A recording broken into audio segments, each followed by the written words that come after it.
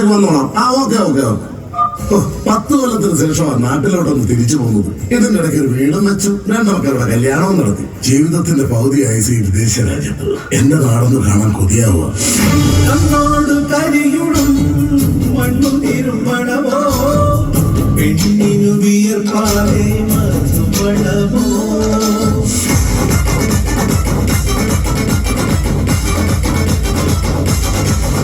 Hello hello. അതെ, നമ്മള് late ആയി കാണൂല്ലേ? ഒരു 10 മിനിറ്റ്. അല്ല, ഈ സമയത്തിന് മാറ്റമൊന്നുമില്ലല്ലോ അല്ലേ? ഇല്ല, കറക്റ്റ് സമയത്ത് എടുക്കുമെന്നാ പറഞ്ഞത്. അതെ, ഞാനിപ്പോ വിളിക്കാവേ. അല്ല, ചേട്ടൻ എന്തിനാണ് എന്റെ അടുത്ത് സംസാരിക്കുന്നത്? അപ്പൊ എന്റെ അടുത്തല്ലേ സംസാരിച്ചത്? ഞാൻ നിങ്ങളുടെ അടുത്തല്ല, ഫോണിലാണ് സംസാരിക്കുന്നത്.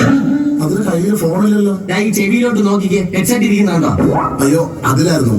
സോറി കേട്ടോ. അനിയ, അതൊന്നും ചെവി കുത്തിക്കേറ്റി വെക്കല്ലേ, ചെവി കംപ്ലൈന്റ് ആയി പോകും. എന്റെ പൊന്നു ചേട്ടൻ, നിങ്ങൾ ഏത് നൂറ്റാണ്ടിലാണ് ജീവിക്കുന്നത്? ചൊവ്വാദോഷം എന്ന് പറഞ്ഞു നടന്നവരുടെ കാലത്ത് നിന്ന് ചൊവ്വയിൽ വരെ ആളെത്തി തുടങ്ങി.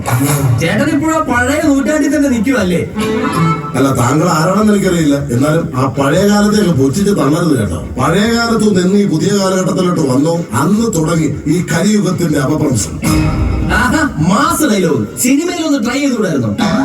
അയ്യോ സോറി ചേട്ടൻ.